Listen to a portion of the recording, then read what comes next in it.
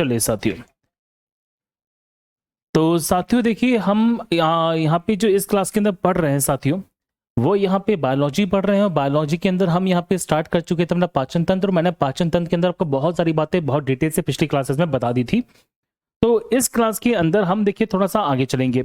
तो कल देखिए बच्चे हमने जो चीज पढ़ी थी वो पढ़ी थी बायोलॉजी के अंदर यहाँ पे अमाशय के बारे में। जरा समझना, हम थोड़ा सा आगे चलेंगे। देखिए आज तो कल देखिए बच्चे मैंने आपको यहाँ पे अमाशय के बारे में सारा का सारा कॉन्सेप्ट यहाँ पे समझा दिया था। आपको मैंने पिछली क्लासेस के अंदर यहाँ पे जो अमाशय का कॉन्सेप्ट था वो समझा दिया था। आज हम थोड़ा सा आगे चलने वाले हैं। किस तरह से पढ़ेंगे उसको जरा समझिए, देखिए ध्यान से। बहुत ही शानदार यहाँ पे आज का हमारा कॉन्सेप्ट होने वाला है। बोर्ड पे देखिए सबके सब। अगर देखिए बच्चे मैं बात करता हूँ मानव के पाचन के बारे में, तो आप यहाँ पे नोटिस करना कि ये हमारे शरीर के अंदर बेटा पाया जाने वाला भाग है जिसे हम बोलते हैं कौन सा, अमाशय का भाग है। और अमाशय को हम सिंपल सी भाषा में क्या बोलते हैं, स्टमक बोलते हैं। देखिए अब अमाशय की यदि नीचे देखा जाए तो अमाशय के नीचे बेटा एक यहाँ पे बहुत बड़ा पार्ट है जो इस प्रकार से मिलेगा। देखिए अमाशय के नीचे की तरफ यहाँ पे बहुत बड़ा पार्ट है जो इस प्रकार से मिलने वाला है। और ये जो पार्ट है ना, ये बहुत ज्यादा इंपॉर्टेंट हो जाता है। देखिए बहुत इंपॉर्टेंट पार्ट भी है। तो ये जो पार्ट है आपको इस प्रकार से मिलेगा, इस प्रकार से बेटा ये पार्ट मिलने वाला है। और ये जो पार्ट होता है ना, इस प्रकार से एक नलिका के माध्यम से जुड़ा रहता है। देखिए अब जरा यहाँ पे छोटी सी मैं डायग्राम बना रहा हूँ। इस डायग्राम को बेटा जरा पहले सबके सब सुन लो ध्यान से। ये डायग्राम एक्चुअल में है क्या, और डायग्राम के थ्रू हम यहाँ पे बहुत ही बेहतरीन कॉन्सेप्ट को समझेंगे। यहाँ पे देखिए बच्चे आपको यहाँ पे मिलने वाला एक पार्ट है, और इस वाले पार्ट को क्या बोलते हैं, लीवर बोलते हैं। क्या बोलते हैं, लीवर बोलते हैं। कोई ये यहाँ पर आपको एक पार्ट मिलेगा, और ये हमारे शरीर के अंदर पाए जाने वाली सबसे बड़ी ग्रंथि है। और इस ग्रंथि को बच्चे क्या बोलते हैं, लीवर बोलते हैं। अब इस लीवर के थ्रू देखिए बच्चे एक नली निकलती है, और यहाँ पे देखिए बच्चे नली निकलती है जो इस प्रकार से आती है। और ये नली आने के बाद इसके अंदर इस प्रकार से मिल जाएगी। ठीक है। और यहाँ पे देखिए बच्चे ये जो मिलने वाला पार्ट है इसको कहा जाता है क्या, तो इसे हम बच्चे बोलते हैं, क्या बोलते हैं, यहाँ पे पित्ताशय बोलते हैं। अब इस डायग्राम के अंदर जरा समझो ये डायग्राम क्या बना हुआ है, कैसे बना हुआ है, और इस डायग्राम की विशेषता क्या है, इस डायग्राम में क्या क्या चीजें आपको इंपॉर्टेंटली मिलने वाली है, जरा यहाँ पे समझिए। ठीक है। देखिए बच्चे, तो ये जो पार्ट आप यहाँ पे देख पाएंगे बच्चे, इसको मैंने नाम दिया है कौन सा, यकृत। ये जो पार्ट आप देख पाएंगे बच्चे, इसको हमने नाम दिया है कौन सा, अमाशय। ये जो नीचे का पार्ट है इसे बोलते हैं पित्ताशय। क्या बोलते हैं, पित्ताशय बोलते हैं, पित्ताशय। जैसे हिंदी में बेटा क्या कहा, पित्ताशय कहा जाता है।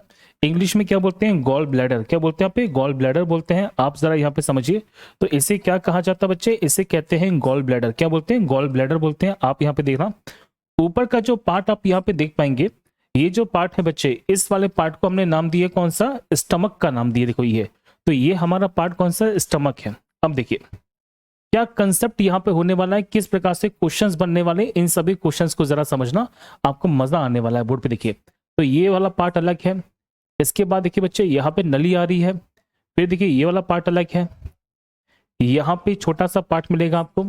और फिर देखिए बच्चे हमारा ये वाला पार्ट अलग है। देखिए बोर्ड पे देखिए बच्चे, ये जो भाग आप देख पाएंगे, इस वाले भाग को हमने नाम दिया बच्चे, क्या बोलते हैं, पित्ताशय बोलते हैं। ये जो नली आपकी यहाँ पे नली आ रही है बच्चे, इस नली को हमने नाम दिया हेपेटिक नलिका। क्या बोलते हैं, हेपेटिक नलिका बोलते हैं। हेपेटिक नलिका को इंग्लिश में बेटा कहा जाता है हेपेटिक डक्ट बोलते हैं। ये जो पार्ट आप देख पाएंगे अमाशय से नीचे की ओर जा रहा है, इस वाले पार्ट को बेटा हिंदी में कहते हैं ग्रहणी। क्या बोलते हैं, ग्रहणी बोलते हैं। जिसे इंग्लिश में क्या बोला जाता है, तो बेटा इसे इंग्लिश में कहते हैं ड्यूडेनम। क्या बोलते हैं, ड्यूडेनम बोलते हैं। ये देखिए बच्चे नली आ रही है, और ये जो नली आती है इस नली को बेटा कहा जाता है विरसंग की नलिका। क्या बोलते हैं, विरसंग की नलिका बोलते हैं। और विरसंग की नलिका को इंग्लिश में बेटा कहा जाता है विरसंग डक्ट। ठीक है, ये छोटा सा पॉइंट समझना। और ये जो पार्ट आप यहाँ पे देख पाएंगे बच्चे, इस वाले पार्ट को ही हमने क्या नाम दिए, देखिए तो इस वाले पार्ट को हम क्या बोलते हैं बच्चे, अग्न्याशय बोलते हैं। क्या बोलते हैं, अग्न्याशय बोलते हैं। अब जरा समझिए किस प्रकार से हमारे एग्जामिनेशन में बहुत सारे फैक्ट हैं जो यहां से बनेंगे। इन सारे के सारे फैक्ट को जरा समझिए। देखिए तो हम सबसे पहले बच्चे देखिए बात करते हैं किसके बारे में, अग्न्याशय के बारे में।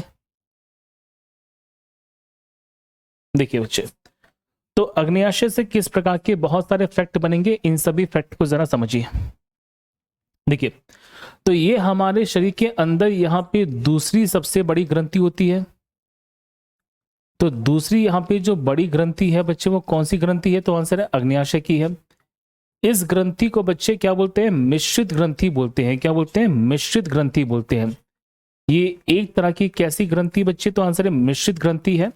और मिश्रित ग्रंथि को इंग्लिश में क्या कहा जाता है बेटा? तो इसे बोलते हैं द मिक्स ग्लैंड।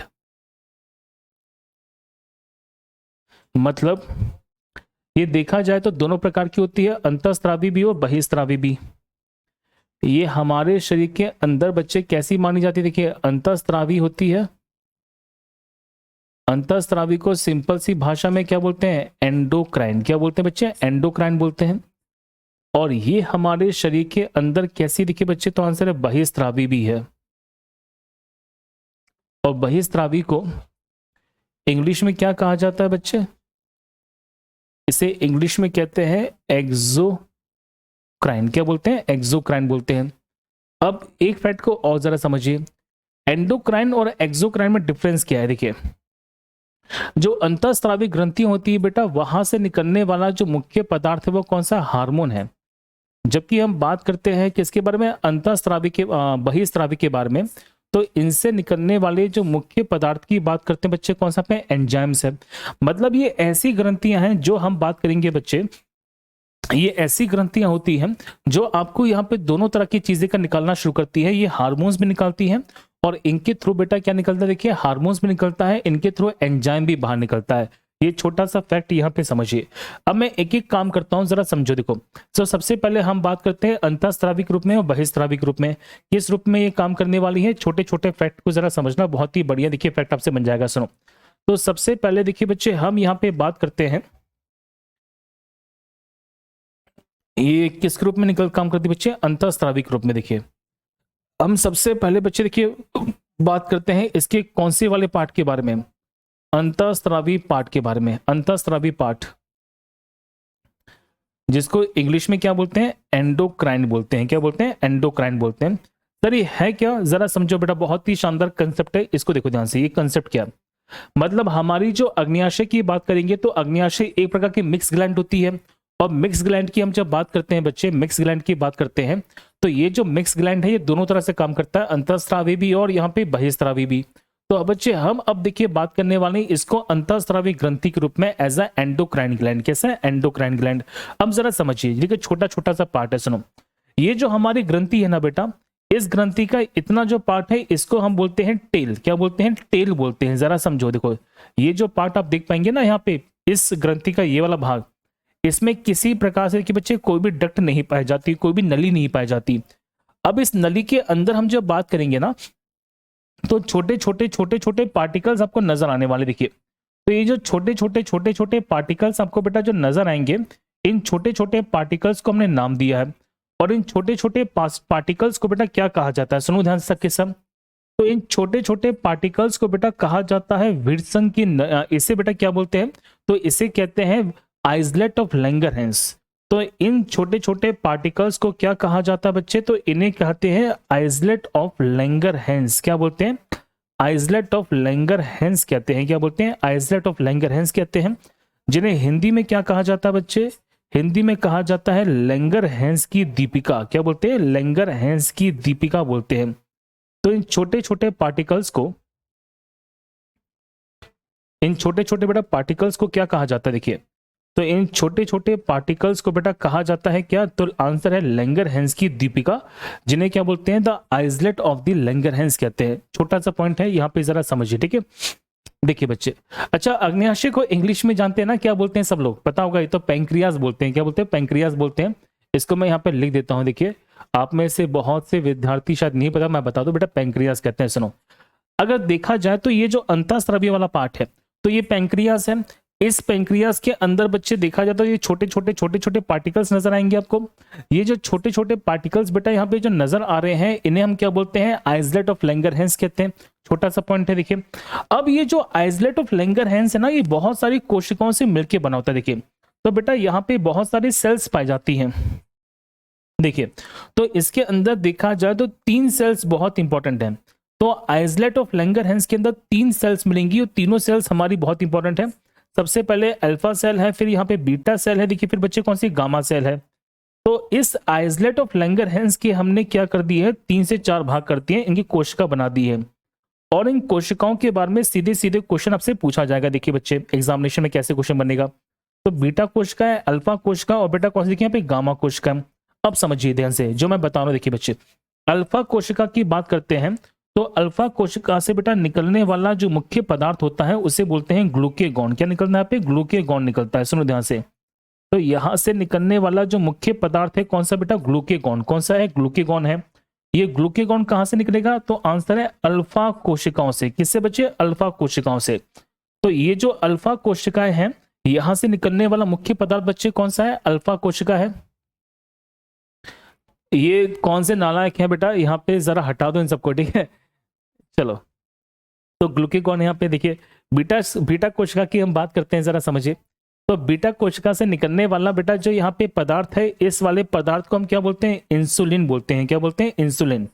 और इंसुलिन की हम जब बात करेंगे बच्चे कहां से निकलती है, देखिए तो बेटा ये निकलती है किस कोशिका से, बीटा सेल से निकलती है।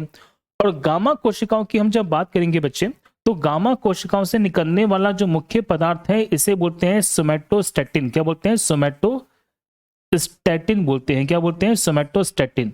तो यहां से बेटा निकलने वाला जो मुख्य पदार्थ है वो कौन सा है, सोमैटोस्टैटिन है। जो कौन सी कोशिकाओं से बेटा बाहर निकलता है, देखिए तो आंसर है गामा कोशिकाओं से बाहर निकलता है। तो ये छोटे से फैक्ट को जरा समझना, आप यहाँ पे इस फैक्ट को बेटा जरा समझ पाएंगे बहुत ही बढ़िया तरीके से, ठीक है। चलो देखो, तो इन्हें बच्चे हम क्या बोलते हैं, सोमैटोस्टैटिन बोलते हैं। ये छोटा सा फैक्ट यहाँ पे समझिए। अब इनमें से सबसे ज्यादा इंपॉर्टेंट बेटा कौन सा क्वेश्चन है, सुनो ध्यान से। इनमें से सबसे ज्यादा इंपॉर्टेंट हमारा कौन सा, देखिए तो आंसर है इंसुलिन है, जो मोस्ट इंपॉर्टेंट है। अब जरा समझिए, देखिए तो इंसुलिन का निकाल, इंसुलिन का जो विकास होता है बेटा कहां से होता है, ये छोटा सा फैक्ट यहाँ पे पूछा जाएगा आपसे। तो पहला क्वेश्चन जरा ये समझिएगा कि इंसुलिन बेटा जो निकलता है वो निकलता है कहां से, अग्न्याशय से। अग्न्याशय से कहां से निकलता है, तो सर अग्न्याशय के आगे वाले हिस्से से, पीछे वाले हिस्से से, पीछे वाले हिस्से से। पीछे वाले हिस्से की हम जब बात करेंगे बच्चे, तो पीछे वाले हिस्से को बोलते हैं टेल का हिस्सा। इस टेल के हिस्से में छोटी छोटी यहाँ पे कणिकाएं पाई जाती हैं जिन्हें क्या बोलते हैं, आइसलेट ऑफ लैंगरहैंस, जिन्हें लैंगरहैंस की दीपिका बोलते हैं। इन दीपिका के बेटा यहाँ पे देखा जाए तो बहुत सारे छोटे छोटे पार्ट्स मिलते हैं जिन्हें कोशिकाएं कहा जाता है। इन कोशिकाओं के अंदर यहाँ पे 3 पदार्थ निकलते हैं। तो पहला जो पदार्थ निकलता है उसे बोलते हैं ग्लूकेगॉन, दूसरा पदार्थ है बेटा इंसुलिन, और तीसरा पदार्थ कौन सा है, सोमैटोस्टैटिन है। कौन सा है, सोमैटोस्टैटिन है। अब हमारे लिए सबसे ज्यादा इंपॉर्टेंट बच्चे कौन सा है, तो सबसे ज्यादा इंपॉर्टेंट है हमारे लिए इंसुलिन। ये छोटा सा फैक्ट यहाँ पे समझिएगा। ये एक विद्यार्थी है यहाँ पे निखिल, ठीक है, जरा समझो। यहाँ पे एक विद्यार्थी है निखिल जो शायद मेरा यहाँ पे मत लेना चाहता है। बेटा आपके पास अभी इतनी ज्यादा नॉलेज नहीं है कि आप मेरे मत को यहाँ पे ले पाए, ठीक है निखिल बेटा, समझ रहे हो जो मैं छोटी सी बात यहाँ पे कह रहा हूँ। आप यहाँ पे कुछ भी कर लोगे बेटा, आपके पास इतना अनुभव ही नहीं है कि आप मेरा मत यहाँ पे ले पाए। नालायक हो सबके सब तुम लोग, ठीक है। आ जाओ ध्यान से, नेता बन रहे हो तुम सबके सब। यहाँ देखो बच्चे ध्यान से, अब बोर्ड पे देखो बच्चे ध्यान से, इधर सबके सब कौन कंसेप्ट के अंदर। अब देखिए बच्चे, हम जब बात करेंगे ना इस पूरे कंसेप्ट में, तो इंसुलिन हमारे लिए बहुत ज्यादा इंपॉर्टेंट हो जाता है। तो इंसुलिन देखा जाए बच्चे तो एक प्रकार का यहाँ पे क्या हार्मोन है या एंजाइम है, देखिए बच्चे तो ये एक प्रकार का हार्मोन है। पहली बात, इसका स्वाद यहाँ पे कैसा है बच्चे, खट्टा है या नमकीन है, देखिए तो आंसर है नमकीन स्वाद होता है। इसमें कौन सी धातु बेटा देखिए पाई जाती है, तो इसमें यहाँ पे पाई जाती है जिंक धातु, जिसे बोलते हैं जस्ता धातु पाई जाती है। अब एक छोटा सा क्वेश्चन देखिए बेटा, बहुत ही प्यारा बनेगा कि सर इसकी कमी से यहाँ पे कौन सी बीमारी होती है। देखिए बच्चे, तो इसकी कमी से यहाँ पे होने वाली जो बीमारी है इसे हम बोलते हैं, क्या बोलते हैं, मधुमेह बोलते हैं। और मधुमेह को बेटा इंग्लिश में क्या बोलते हैं, देखिए तो आंसर है डायबिटीज बोलते हैं। क्या बोलते हैं, डायबिटीज बोलते हैं। तो कमी से होने वाली बेटा बीमारी कौन सी, देखिए यहाँ पे डायबिटीज है। ये छोटा सा फैक्ट यहाँ पे समझिएगा, अच्छे फैक्ट में से एक है जो बन जाता है, ठीक है। चलो, तो ये सारे फैक्ट क्लियर हो गए हैं। तो अगर बात की जाएगी इंसुलिन के बारे में, तो इंसुलिन बेटा एक प्रकार का हार्मोन है जो कहां से निकलता है, बीटा कोशिकाओं से निकलता है। नमकीन है, गलती मत करना, छोटा सा फैक्ट यहाँ पे समझिए। आ जाओ अब नेक्स्ट पॉइंट को जरा समझिए। देखिए इंसुलिन के बारे में एक छोटा सा क्वेश्चन बेटा और पूछे जाएंगे एग्जामिनेशन में। देखिए क्वेश्चन बनता है ऐसा कि इसकी यहाँ पे जो खोज हुई थी, इसकी जो डिस्कवरी थी वो किसने की थी बच्चे? तो इसकी डिस्कवरी करने वाले दो व्यक्ति हैं जिनके बारे में एग्जामिनेशन में क्वेश्चन बनता है। तो 1932 में 1932 में यहाँ पे दो वैज्ञानिक आएंगे बच्चे। कौन कौन से वैज्ञानिक हैं? तो पहले जो वैज्ञानिक हैं इनका नाम है फ्रेडरिक जी बेंटिंग। अरे यार, डिस्कवरी करने वाले बेटा व्यक्ति की हम जब बात करते हैं तो पहले जो व्यक्ति है उनका नाम है फ्रेडरिक जी बेंटिंग। क्या नाम बच्चे? फ्रेडरिक जी बेंटिंग है। और दूसरे यहाँ पे जो व्यक्ति आएंगे उनका नाम है चार्ल्स एच बेस्ट। ये दो व्यक्ति है बेटा। तो 1932 में यहाँ पे दो व्यक्ति हैं, जर्मन वैज्ञानिक हैं, फ्रेडरिक जी बेंटिंग और दूसरे बच्चे कौन से हैं? Charles H best. तो इन दोनों के द्वारा यहाँ पे कंबाइंड रूप से, देखिए इन दोनों के द्वारा यहाँ पे कंबाइंड तरीके से किसकी खोज हुई? तो आंसर है इंसुलिन की खोज की गई है। गलती मत कीजिएगा, बहुत सारे फैक्ट मैंने बता दिए हैं। और हम जब बात करते हैं बच्चे विश्व मधुमेह दिवस कब मनाया जाता है? तो विश्व बेटा मधुमेह दिवस यहाँ पे मनाया जाता है 14 नवंबर को। कब मनाते हैं? 14 नवंबर को मनाते हैं। वर्ल्ड डायबिटीज डे कब बेटा मनाया जाता है? देखिए तो आंसर है यहाँ पर 14 नवंबर को मनाया जाता है। ठीक है, छोटा सा फैक्ट यहाँ पे जरा समझिए। ठीक है, अब ये बताओ मुझे यहाँ तक की सारी बातें बेटा क्लियर है कि नहीं है? मैंने आपको यहाँ पे बेसिकली जो फैक्ट था वो समझा दिया। और हमने देखिए बच्चे यहाँ पे जो कवर किया है वो कौन सा कवर किया है? तो हमने कवर किया है अग्न्याशय को एज अ अंतःस्रावी ग्रंथि के रूप में। किस रूप में? अंतःस्रावी ग्रंथि के रूप में। ठीक है, चलो जल्दी से बताओ मुझे कॉमेंट के अंदर बेटा यहाँ तक की सारी बातें पूरी क्लियर है कि नहीं है?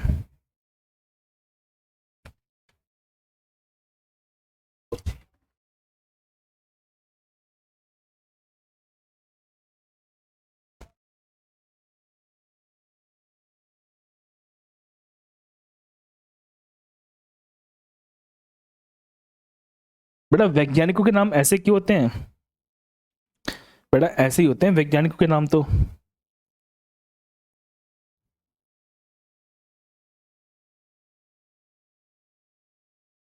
चलो आगे चले, समझ गए छोटी छोटी बात को? बेटा 14 नवंबर है, क्यों डेट है फिक्स की गई है, डिस्कवरी की गई है। ठीक है, चलो आगे चले। यहाँ पे सारी बातें देखो बेटा, मैं आपको पहले भी क्लियर कर दूं, आपको चाहे मैं ज्योग्राफी पढ़ाऊं चाहे मैं साइंस पढ़ाऊं, आपको यहाँ पे बढ़िया एक्सप्लेनेशन मिलेगा और बढ़िया प्रेजेंटेशन मिलने वाला है। आपको मैं क्लियर कर दूं, ये मैटर ही नहीं करता है बेटा आप क्या सब्जेक्ट पढ़ने वाले हैं। सब्जेक्ट के अंदर कमांड होनी चाहिए आप लोगों की, और आपको मैं बहुत अच्छी तरीके से सारी बातें समझा रहा हूँ। ठीक है, आप मिस करोगे इन सबको, पता है, मैं लिटरली बता रहा हूँ, इन सबको बहुत मिस करने वाले हो। आप चाहो तो कर सकते हो, कोई दिक्कत नहीं है, आप चाहें तो कोई और भी पढ़ सकते हैं। ठीक है लेकिन बेटा आप इन सबको मैं पक्का बोलता हूं बहुत ज्यादा मिस करोगे बाद में, बहुत ज्यादा मिस करने वाले हो। देखो ध्यान से, अब आते हैं हम जरा किसके रूप में? देखिए बहिस्रावी ग्रंथि के रूप में। देखिए ध्यान से बच्चे, अब हम जब बात करते हैं बच्चे इसको हमने किस रूप में शामिल करेंगे? देखिए तो आंसर है बहिस्रावी के रूप में। किसके रूप में? देखिए बच्चे बहिस्रावी के रूप में। अब जरा समझो, ये हमारे शरीर में किस रूप में काम करने वाला है? बहिस्रावी के रूप में, जिसे बोलते हैं एक्सोक्राइन। अब यहाँ पे छोटा सा कंसेप्ट है बेटा, इस छोटे से कंसेप्ट को जरा समझना कि जब ये बहिस्राविक रूप में काम करेगा, जब ये बहिस्राविक रूप में काम करेगा तो इसमें बेटा देखिए क्या निकलने वाले हैं? तो यहां पर निकलने वाले हैं बहुत सारे एंजाइम्स, और एंजाइम्स यहाँ पे किसको तोड़ने का काम करते हैं? तो बेटा एंजाइम्स यहाँ पे तोड़ते हैं किसको? देखिए तो आंसर है पोषण पदार्थों को। किसको? यहाँ पे पोषण पदार्थों को। तो ये छोटा सा फैक्ट समझना कि जब हमारी अंतःस्रावी ग्रंथि, मतलब सॉरी, जब हमारे पैंक्रियास बच्चे जब यहाँ पे किसके रूप में काम करती है? एक्सोक्राइन ग्रंथि के रूप में काम करती है। तो इसमें क्या निकलते हैं? एंजाइम्स निकलते हैं। अब सर यहां से निकलने वाले एंजाइम्स बता दीजिए। सुनो बच्चे, सबके सब बहुत इंपॉर्टेंट है। तो बेटा यहां से निकलने वाला जो पहला एंजाइम है इसे बोलते हैं एमाइलेज। क्या बोलते हैं? एमाइलेज बोलते हैं। तो बेटा यहां से निकलने वाला जो पहला एंजाइम है इसे बोलते हैं अमाइलेज।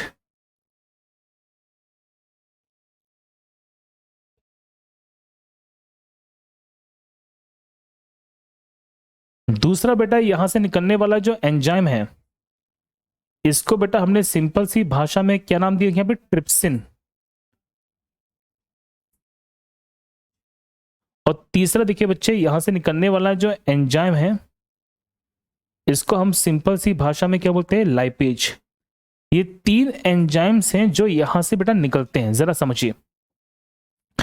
3 एंजाइम्स का सीक्रेशन कहां से होता है? आंसर है अग्न्याशय से होता है, पैंक्रियास से होता है। और ये जो एंजाइम्स हैं ये बहुत इंपॉर्टेंट हैं, जरा समझिए। देखिए अब बोर्ड पे देखो बच्चे ध्यान से, मैं जो बता रहा हूं। एमाइलेज की बात करते हैं तो एमाइलेज यहां पे किसका पाचन करेगा बच्चे? तो ये पाचन करता है किसका? कार्बोहाइड्रेट का। सुनो ध्यान से। ट्रिप्सिन की बात करते हैं बच्चे, तो ट्रिप्सिन यहाँ पे किसका पाचन करती है? तो आंसर है प्रोटीन्स का पाचन करती है। और लाइपेज की हम बेटा देखिए जब बात करते हैं तो ये वसा का पाचन करता है, इट मींस फैट का पाचन करता है। अभी छोटा छोटा सा क्वेश्चन बनेगा कि सर ये किस किस को पाचन करते हैं और किस प्रकार से चीजों को तोड़ते हैं, जरा देखिए बच्चे ध्यान से बोर्ड पे। हम जो बात करेंगे एमाइलेज के बारे में बेटा, तो एमाइलेज यहाँ पे कार्बोहाइड्रेट को किस में तोड़ने वाला है? तो आंसर है ग्लूकोज में तोड़ेगा। ट्रिप्सिन की बात करते हैं तो प्रोटीन्स को बच्चे किस में तोड़ने वाला है? देखिए तो आंसर है अमीनो एसिड में। किस में बच्चे? अमीनो एसिड में तोड़ेगा। और लाइपेज की बात करते हैं तो लाइपेज को बेटा किस में तोड़ेगा? देखिए तो आंसर है ग्लिसरीन में। किस में? देखिए ग्लिसरीन में तोड़ेगा। या इसे बेटा तोड़ने वाला है फैटी एसिड में। किस में? देखिए फैटी एसिड में तोड़ेगा। अब जरा समझिए, छोटा सा पॉइंट है, बहुत ही बढ़िया। देखिए अगर देखा जाए बच्चे तो यहाँ पे कार्बोहाइड्रेट का पाचन भी हो रहा है, सिंपल सी बात है। यहाँ पे बेटा प्रोटीन का पाचन भी हो रहा है और यहाँ पे वसा का पाचन भी हो रहा है। समझ रहे हो जो मैं कह रहा हूँ? देखिए मतलब अग्न्याशय से निकलने वाला जो एंजाइम्स होते हैं वो एंजाइम्स यहाँ पे कार्बोहाइड्रेट को भी पचाते हैं, वो यहाँ पे प्रोटीन्स को भी पचाते हैं और वो यहाँ पे वसा को भी पचाते हैं। अगर ध्यान से देखा जाए बच्चे तो यहाँ पर तीनों का पाचन हो रहा है, मतलब ये तीनों के तीनों जो पोषक तत्व होते हैं उन्हें पचाने का कार्य करते हैं। और इसी कारण से इस रस को बेटा जरा समझना, जो मैं बताने वाला हूं बहुत ही प्यारा कंसेप्ट। देखिए इसी कारण से इसको हमने क्या नाम दिया है? इसको बेटा कहा जाता है पूर्ण पाचन रस। क्या बोलते हैं? पूर्ण पाचन रस बोलते हैं। इसी कारण से इसे क्या कहा जाता है बच्चे? तो इसे कहते हैं कौन सा? पूर्ण पाचन रस। और पूर्ण पाचन रस को इंग्लिश में क्या बोलते हैं? तो इसको बेटा क्या बोलते हैं? टोटल डाइजेस्टिव जूस बोलते हैं। क्या बोलते हैं? टोटल डाइजेस्टिव जूस बोलते हैं। गलती मत करना, छोटा सा प्यारा सा क्वेश्चन बनेगा कि किस रस को बेटा टोटल डाइजेस्टिव जूस कहा जाता है? तो आंसर यहाँ पे क्या है? तो आंसर है यहाँ पे एमाइलेज। किसे बेटा कैसे बोलते हैं? तो आंसर है अग्न्याशिक रस को। किसे? अग्न्याशिक रस को। और अग्न्याशिक रस को बेटा क्या बोलते हैं? तो आंसर है पैंक्रियाटिक जूस बोलते हैं। तो यहाँ पे निकलने वाला जो रस होता है बच्चे इसे क्या बोलते हैं? तो आंसर है पैंक्रियाटिक जूस बोलते हैं। क्या बोलते हैं? Pancreatic juice. जैसे हिंदी में क्या बोलते हैं बच्चे? तो इसे बोलते हैं अग्न्याशिक रस।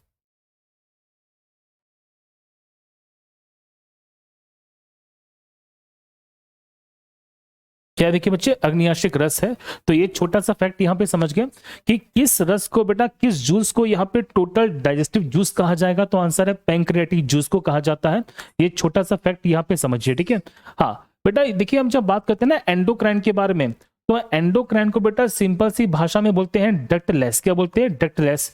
जैसे हिंदी में बच्चे क्या बोलते हैं? देखिए नलिका विहीन बोलते हैं। क्या बोलते हैं? नलिका विहीन बोलते हैं। मतलब इसके अंदर यहाँ पे किसी प्रकार से नलिका नहीं पाई जाती है। जबकि हम बात करते हैं बच्चे इस वाले पॉइंट के बारे में, तो इसे बोलते हैं नलिका पाई जाती है। मतलब इसे हम क्या बोलते हैं? नलिका युक्त बोलते हैं। क्या बोलते हैं बच्चे? नलिका युक्त बोलते हैं, जिसमें नलिका पाई जाती है। और इस वाले पॉइंट में अग्न्याशय के अंदर बेटा पाए जाने वाली जो नलिका होती है इसको हम क्या बोलते हैं? विरसंग नलिका बोलते हैं। क्या बोलते हैं? विरसंग नलिका बोलते हैं। यहाँ पे क्या बोलते हैं बच्चे? देखिए विरसंग की डक्ट बोलते हैं। समझ गए छोटी सी बात को? चलो ये कंसेप्ट यहाँ पे समझ गए। अब देखिए क्या कंसेप्ट यहाँ पे बनेगा, बहुत ही प्यारा कंसेप्ट है। देखिए साथियों बहुत ही प्यारा कंसेप्ट है, देखो मस्त क्वेश्चन बनेगा। अब आप जरा ध्यान से देखना, आपको छोटा सा क्लैरिटी मिलेगी कॉन्सेप्चुअली। देखिए बेटा ये हमारा स्टमक है। स्टमक के बाद देखिए इस प्रकार से बेटा ये हमारा स्टमक नीचे जाने वाला है। समझ गए छोटी सी बात को? अब यहाँ पे देखिए बच्चे हमारा पाया जाने वाला पार्ट है और इसे क्या बोलते हैं? अग्न्याशय बोलते हैं। अब जरा कॉन्सेप्चुअली समझना बेटा जो मैं बता रहा हूं। देखिए ये जो नलिका यहाँ पे आ रही है, देखिए ये जो डक्ट यहाँ पे आया है बच्चे, ये जो डक्ट यहाँ पे आया है इस प्रकार से, देखो ये जो डक्ट आया है, इस डक्ट के माध्यम से एक रस आएगा जिसे बोलते हैं जूस। कौन सा जूस है? देखिए टोटल डाइजेस्टिव जूस है। अब ये जो टोटल डाइजेस्टिव जूस है ये वास्तव में कहां जाएगा बच्चे? तो ये टोटल डाइजेस्टिव जूस जो जाने वाला है ये कहां जाने वाला है? देखिए बच्चे इस कॉन्सेप्ट को जरा समझो, जो मैं कॉन्सेप्ट यहां पे समझा रहा हूं। देखिए ये आप देख पाएंगे बच्चे यहाँ पे तो यहां से देखिए बच्चे जो रस आया है जिसे हम बोलते हैं टोटल डाइजेस्टिव जूस बोलते हैं, ये कहा जाएगा बेटा इस वाले पार्ट में। मतलब जितना भी हमारा रस होता है बेटा, देखो जितना भी यहाँ पे रस होता है वो सारा का सारा किस में मिलता है, इस वाले पार्ट में मिलता है। देखिए इस वाले पार्ट में जाता है, और ये जो पार्ट कहलाता है बच्चे, इस वाले पार्ट को बोलते हैं ग्रहणी। क्या बोलते हैं? ग्रहणी बोलते हैं। और ग्रहणी को बच्चे क्या बोलते हैं? देखिए तो आंसर है ड्यूडेनम बोलते हैं। क्या बोलते हैं? ड्यूडेनम बोलते हैं। क्या बोलते हैं? ड्यूडेनम बोलते हैं। तो पूर्ण पाचन रस एक्चुअली जाता कहां पर है? तो निकलता बेटा कहां से? अग्न्याशयिक रस से है। सिंपल सी बात है, अग्न्याशय से निकलता है। लेकिन अग्न्याशय से निकलने के बाद कहां जाएगा? ड्यूडेनम में जाएगा। और ड्यूडेनम से बच्चे कहां जाने वाला है? हमारी छोटी आंत में, बड़ी आंत में। तो आंसर है छोटी आंत में। किसमें बच्चे? देखिए छोटी आंत में जाता है, जिसे हम क्या बोलते हैं? The small intestine. क्या बोलते हैं? स्मॉल इंटेस्टाइन बोलते हैं। अब जरा समझिए, देखिए छोटा सा पॉइंट बेटा, यहां से निकलने वाला जो एक रस होता है जिसे क्या बोलते हैं? अग्न्याशिक रस बोलते हैं। क्या बोलते हैं? अग्न्याशिक रस। और अग्न्याशिक रस जो निकलता है फ्रॉम द पेंक्रियास, जिसे इंग्लिश में बेटा क्या बोलते हैं? देखिए तो इसे बोलते हैं पेंक्रियाटिक जूस कहते हैं। अब ये बेटा कैसा, देखिए अम्लीय है या क्षारीय है? तो बेटा ये यहाँ पे देखा जाए तो कैसा होगा? देखिए बेटा बेसिक होगा। कैसा होगा? बेसिक होगा। क्यों? क्योंकि हमारे भोजन को क्या करता है? न्यूट्रल करता है। क्या करता है? यहाँ पे न्यूट्रल बनाता है। सर यहाँ पे न्यूट्रल क्यों बनाता है? जरा समझिए। देखिए बच्चे, यहां से निकलने वाला जो भोजन है कहां से बच्चे? अमाशय से। तो अमाशय से निकलने वाला भोजन कैसा होता है बेटा? एसिडिक होता है।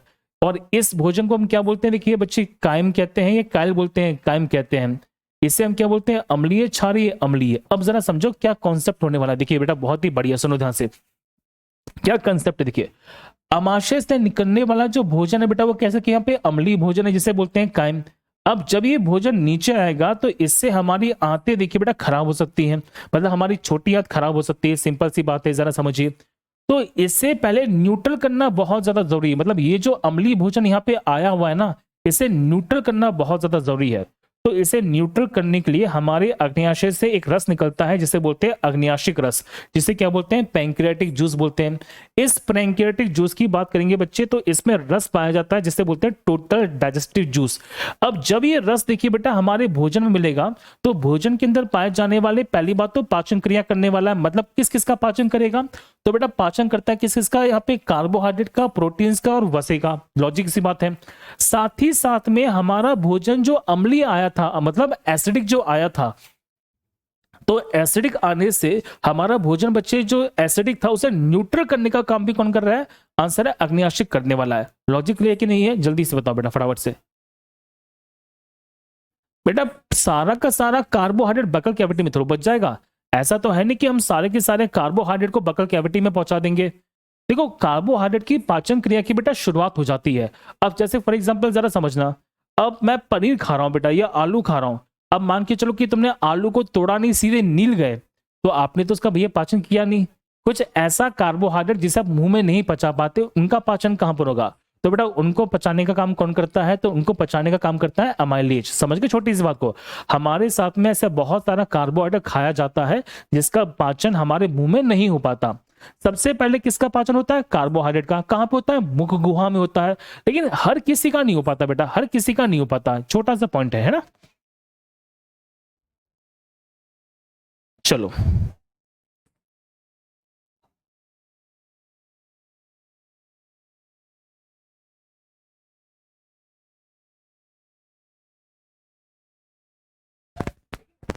ठीक है बेटा। चलो अब हम देखिए बात करते हैं यहाँ पे आंतों के बारे में, जिसे बोलते हैं छोटी आंत और बड़ी आंत। तो छोटी आंत और बड़ी आंत के बारे में छोटे छोटे फैक्ट बनेंगे, उनको जरा समझते हैं। बहुत ही बढ़िया, देखिए ध्यान से। चलिए देखिए बच्चे, हमारा बस ये टॉपिक आज खत्म हो जाएगा। टेंशन ना लीजिए, टॉपिक हमारा बेटा देखिए खत्म हो जाएगा। जरा समझिए। अब हम देखिए बच्चे आते हैं हमारे नेक्स्ट टॉपिक पर। इन्हें बोलते हैं आंत।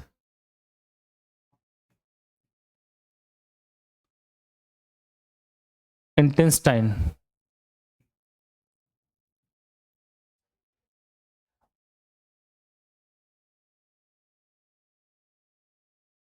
अरे यार क्या चलो बेटा छोड़ो ना, आती कर देते हैं। कितना सोच रहे हैं हम लोग। देखिए देखिए बच्चे, हमने यहाँ पे बात की है किसके? यहाँ पे आंत के बारे में। अब आंतों से कैसे क्वेश्चन बनेंगे जरा बोर्ड पे देखिए।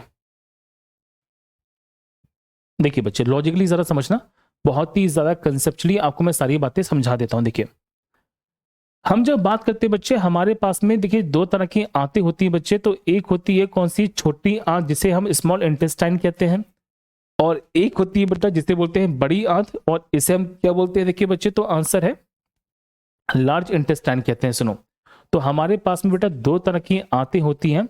एक होती है बच्चे कौन सी, छोटी आंत, और एक कौन सी देखिए बड़ी बड़ी आंत होती है। अब जरा समझिए, इस छोटी आंत को हम जब बात करेंगे जरा समझना। देखो, अगर मान के चलो बेटा कि बड़ी आंत की लंबाई यदि एल है, कितनी है, एल है, तो छोटी आंत की लंबाई देखिए बच्चे कितनी, यहाँ पे 4L होगी। तो छोटी आंत छोटी नहीं है, तो छोटी आंत बेटा देखिए कैसे यहाँ पे बड़ी है, जरा समझिएगा, छोटा सा फैक्ट है यहाँ पे, जरा समझिए। देखिए, तो बड़ी आंत की लंबाई यदि L होती है, तो छोटी आंत की लंबाई बच्चे कितनी, देखिए 4L होगी। लेकिन हम जब बात करते हैं बच्चे, तो इसका यहाँ पे जो क्षेत्रफल होता है देखिए बच्चे, इसका जो एरिया होता है वो यहाँ पे कैसा है, यहाँ पे कम है या ज्यादा, देखिए तो वो बेटा यहाँ पे ज्यादा होता है। जबकि हम बात करते हैं छोटी आंत के बारे में, तो इनका जो बच्चे यहाँ पे क्षेत्रफल होगा, इनका जो एरिया होगा देखिए बच्चे, ये बहुत ही ज्यादा कम होने वाला है। समझ गए छोटी सी बात को? तो आप इस प्रकार से नोट कर लेना कि इनका जो एरिया वो काफी कम है, इनका एरिया बहुत ज्यादा, ये काफी ज्यादा मोटी होती है, ये बेटा बहुत ज्यादा मोटी होती है। लेकिन हम जब बात करेंगे ना इनके बारे में, लेकिन लंबी कौन सी बच्चे, छोटी आंत है। और हम जब छोटी आंत की बात करते हैं तो क्वेश्चन इस प्रकार से बन सकता है कि ये आहार नाल का बच्चे देखिए कि यहाँ पे तो आहार नाल का सबसे बड़ा भाग है। तो ये आहार नाल का सबसे बड़ा भाग है। देखिए बच्चे कौन सा भाग है, देखिए सबसे बड़ा भाग भी है। कौन सी आंत, हमारी छोटी आंत है। अब जरा समझिए देखिए बच्चे ध्यान से, इस छोटी आंत को 3 भागों में तोड़ा जाता है। तो सबसे पहला देखिए बच्चे पार्ट है जिसे हम बोलते हैं ग्रहणी, क्या बोलते हैं, ग्रहणी बोलते हैं। फिर देखिए बच्चे यहाँ पे मिलने वाला जो दूसरा पार्ट है इसे बोलते हैं इलियम। और फिर देखिए बच्चे यहाँ पे मिलने वाला जो तीसरा पार्ट है, इस तीसरे पार्ट को बच्चे क्या बोलते हैं, देखिए जुजेनम बोलते हैं। क्या बोलते हैं, जुजेनम बोलते हैं। ये छोटा सा फैक्ट यहाँ पे जरा समझना कि यहाँ पे देखिए बेटा पाया जाने वाला जो पार्ट है इसे क्या बोलते हैं, जुजेनम। तो इसके 3 हिस्से मिलेंगे। पहला पॉइंट जरा समझिए, तो यहाँ पे मिलने वाला जो पहला पार्ट है इसे क्या बोलते हैं, ग्रहणी। दूसरा बच्चे कौन सा, इलियम। और तीसरा कौन सा, जुजेनम है। तो छोटी आंत के यहाँ पे 3 हिस्से हैं। इसी तरह से बेटा देखिए जब बड़ी आंत की बात करते हैं, तो बड़ी आंत के यहाँ पे 2 हिस्से मिलने वाले हैं। तो सबसे पहला बच्चे देखिए मिलने वाला जो पार्ट है इसे बोलते हैं रेक्टम, और दूसरा जो पार्ट यहाँ पे मिलता है उसे बोलते हैं कोलोन। क्या बोलते हैं, कोलोन बोलते हैं। ग्रहणी को बेटा इंग्लिश में क्या बोलते हैं, तो इसे बोलते हैं ड्यूडेनम। क्या बोलते हैं, ड्यूडेनम बोलते हैं। इलियम को बच्चा इंग्लिश में देखिए इलियम ही बोलते हैं। क्या बोलते हैं, इलियम बोलते हैं। और इसे भी इंग्लिश में क्या बोलते हैं, जुजेनम बोलते हैं। क्या बोलते हैं, जुजेनम बोलते हैं। गलती मत करना, छोटा छोटा सा फैक्ट आपसे पूछा जाएगा। अब देखो सुनो, एग्जामिनेशन में सीधे सीधे बेटा क्वेश्चन जो बनता है वो कहां से बनता है, जरा इधर देखो ध्यान से। एग्जामिनेशन में सीधे सीधे क्वेश्चन बनेगा इनके कार्य को लेके, इनके यहाँ पे इनके द्वारा किए जाने वाले वर्क को लेके, कार्य को लेके। तो हम जब बात करते हैं इन तीनों के बारे में और इन दोनों के बारे में, इनके जो कार्य होते हैं बेटा, इनकी जो हम बात करते हैं ना, इनका जो यूज किया जाता है वो किस प्रकार से होता है, उनको लेके छोटा सा क्वेश्चन बनेगा। जरा बोर्ड पे देखिए, सबके सब बोर्ड पे बहुत बढ़िया कंसेप्ट देखिए बेटा बनने वाला है। सुनो, अगर हम बात करते हैं बच्चे इनके कार्य के बारे में, जरा समझिए देखिए बेटा इनका यहाँ पे कार्य क्या होता है, जरा कार्य को समझो। तो इनका कार्य होता है बेटा यहाँ पे क्या, पोषक तत्वों का पुनः अवशोषण। देखिए, तो इनका होता है बच्चे यहाँ पे पोषक तत्वों का, तो पोषक जो तत्व होते हैं, तो पोषक तत्वों का देखिए बच्चे अवशोषण। तो इनका बच्चे यहां पे क्या काम है, देखिए तो आंसर है पोषक तत्वों का अवशोषण। और अवशोषण को बेटा इंग्लिश में क्या बोलते हैं, एब्जॉर्प्शन। क्या बोलते हैं, एब्जॉर्प्शन बोलते हैं। अब यहाँ पे एक शब्द को यूज किया जाएगा जिससे हम क्या बोलते हैं, अवशोषण बोलते हैं। देखिए बेटा पुनः अवशोषण बोलते हैं, एब्जॉर्प्शन बोलते हैं। अब ये होता कैसे, देखिए जैसे हम बात करते हैं बच्चे इलियम वाले पार्ट में, किस बच्चे, इलियम वाले पार्ट में। देखिए ध्यान से, अब हमारा जो इलियम वाला पार्ट है मतलब छोटी आंत है। देखो बच्चे, ये मान लीजिए हमारी छोटी आंत है, समझ रहे, इलियम वाला पार्ट है। इस इलियम वाले पार्ट के अंदर देखिए बच्चे आपको कुछ इस प्रकार की संरचना मिलेगी जिसे हम उंगली नुमा संरचना बोलते हैं। देखिए, तो इस प्रकार से आपको उंगली नुमा संरचना मिलने वाली है, किसमें है, तो बेटा आंसर है इलियम वाले पार्ट में। किस वाले पार्ट में, इलियम वाले पार्ट में आपको इस प्रकार की कुछ संरचना मिलेगी। मैं 1 सेकंड बेटा रुक जाओ, बताता हूं। देखिए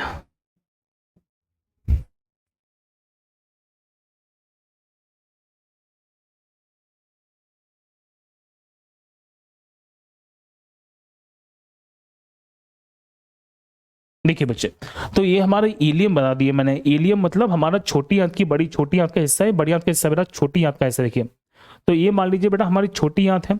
इस छोटी आंत के अंदर आपको उंगलीनुमा संरचना मिलने वाली है, और ये जो उंगलीनुमा संरचना होती है बेटा, ये जो फिंगर लाइक स्ट्रक्चर होते हैं, इन फिंगर लाइक स्ट्रक्चर्स को ही कहते हैं विलाई। क्या बोलते हैं? विलाई बोलते हैं। क्या बोलते हैं बच्चे? विली बोलते हैं, विलाई बोलते हैं। इसे क्या बोलते हैं बच्चे? देखिए, विलाई बोलते हैं। ये जो विलाई होती है, ये भोजन के पाचन को बेटा बढ़ाती है, घटाती है, बढ़ा देती है। आपको मैं क्लिक कर दूं, छोटा सा कंसेप्ट यहाँ पे जरा समझिए। देखिए बेटा, बहुत ही प्यारा है। आप जैसे कभी अपने आप को पोंछते हैं, ठीक है? देखिए बच्चे, जैसे आप कभी नहा के आए हैं, तो नहाने के बाद यदि आप अपने शरीर को पोंछते हैं, तो आप जरा समझना छोटा सा पॉइंट, जो जिस तौलिए के अंदर बेटा ज्यादा रूमें होते हैं, ज्यादा यहाँ पे तौलिए के अंदर ज्यादा स्ट्रक्चर्स निकलते हैं, उनसे पानी जल्दी से सूख जाता है। इसी तरह से बेटा हम जब बात करते हैं ना, हमारे आंतों के अंदर छोटी छोटी उंगलीनुमा संरचना होती है। ये उंगलीनुमा संरचना क्या करती है? भोजन को अवशोषित करती है, मतलब पोषक तत्वों का अवशोषण करता है। अब पोषण तत्वों का अवशोषण बढ़ाने के लिए यहाँ पे छोटी छोटी संरचना पाई जाती है, जिसे क्या बोलते हैं? विलाइज बोलते हैं। क्या बोलते हैं बेटा? विलाई बोलते हैं। अच्छा क्वेश्चन बन जाता है, जिससे अवशोषण की मात्रा कम होती है, ज्यादा होती है बेटा, तो अवशोषण की मात्रा यहाँ पे ज्यादा हो जाती है। अब आते हैं देखिए नेक्स्ट पॉइंट पर, बड़ी आंत के बारे में। देखिए बेटा, बड़ी आंत की हम जब बात करते हैं, इसका मेन काम क्या है? तो भोजन के अंदर जरा समझिए। देखिए बेटा, भोजन में, तो भोजन के अंदर जो पानी की मात्रा है, क्या बच्चे? देखिए, पानी और नमक। सुनो ध्यान से देखिए बच्चे, तो भोजन के अंदर पानी और नमक जो रह जाता है, इसका अवशोषण किया जाता है। इसका जो अवशोषण होता है, अवशोषण मतलब इसका एब्जॉर्प्शन किया जाता है। तो ये छोटा सा प्यारा सा क्वेश्चन बेटा पूछेंगे एग्जामिनेशन के अंदर। सुनो कि हमारे हमारे भोजन की जो मुख्य क्रिया की जाती है, वो कहाँ पे की जाती है? छोटी आंत में, बड़ी आंत में, छोटी आंत में। हमारे जितने भी पोषक तत्व होते हैं, जितने भी हमारे, देखिए बेटा यहाँ पे क्या है, मुख्य पोषक तत्व हैं, इन सभी का जो अवशोषण है किस में हो जाता है बेटा? छोटी आंत में हो जाता है। और देखिए, हमारे हमारे पेट के अंदर से बेटा जब सारा का सारा यहाँ पे पार्ट यहाँ पे सोख लिया जाएगा, तो पार्ट को सोखने के बाद जो भोजन बचा है, उसमें किसकी मात्रा बची है बेटा? तो आंसर है पानी की और नमक की। अब ये जो पानी और नमक बचा हुआ है ना, इसको भी क्या कर लेंगे? सोख लेंगे, हमारे शरीर के द्वारा सोख लेंगे। तो ये जो सोखने का कार्य किया जाता है, ये किया जाता है किसके द्वारा बच्चे? तो आंसर है रेक्टम और कोलन के द्वारा, और फिर कोलन के द्वारा बच्चे, देखिए बच्चे, और फिर यहाँ पे देखिए इसी के अंदर हमारा पार्ट मिलता है, जिसे बोलते हैं क्या पे? मलद्वार। क्या बोलते हैं? मलद्वार बोलते हैं, जिसको हम सिंपल सी भाषा में बेटा एनएस बोलते हैं। इसके माध्यम से यहाँ पे जो पदार्थ होता है बच्चे, जो पदार्थ होता है, ये कहाँ होता है? अंदर की ओर या बाहर की ओर? बाहर की ओर निकल जाता है।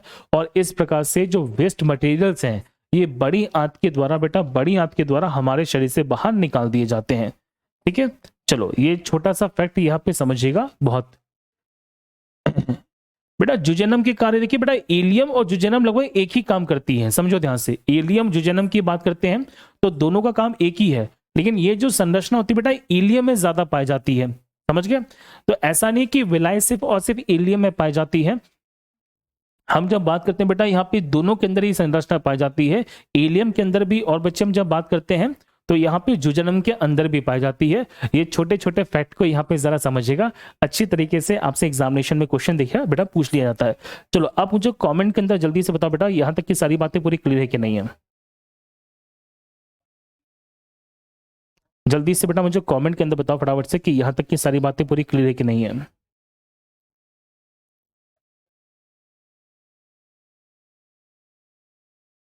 ठीक है, चलो अब देखिए मैं बस थोड़ा सा फैक्ट और बता रहा हूँ, जरा समझिए।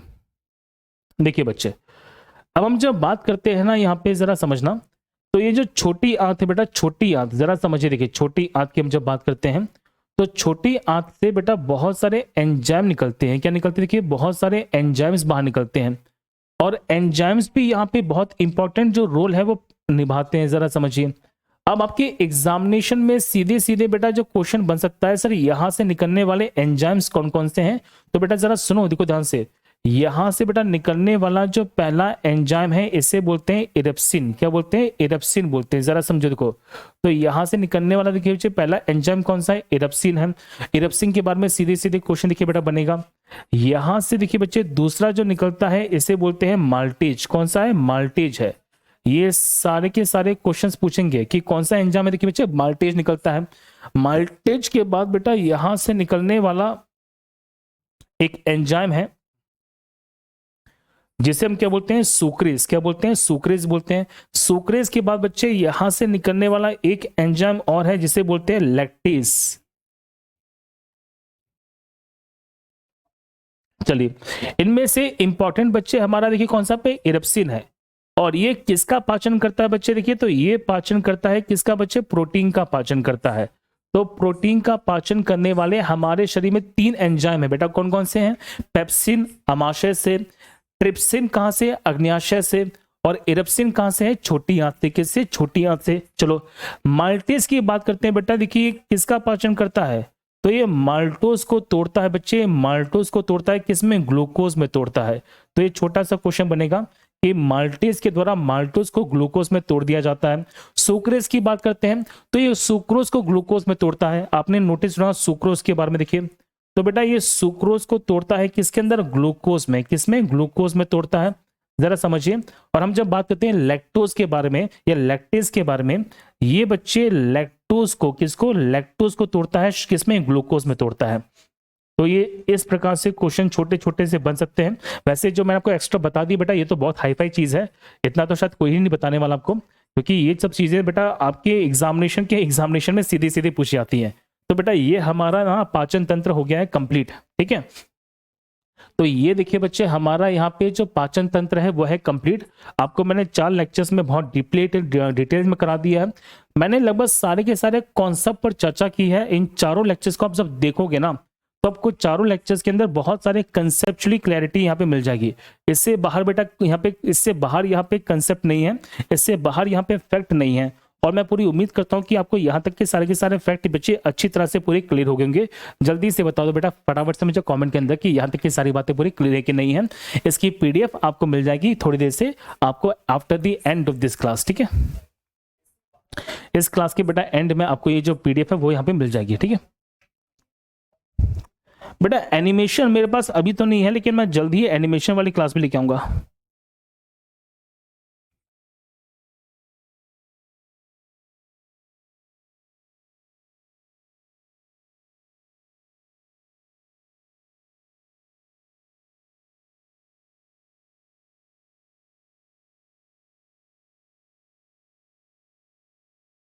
चलिए कमेंट कीजिए बेटा, बताइए जल्दी से मुझे कमेंट के अंदर सबकी सब।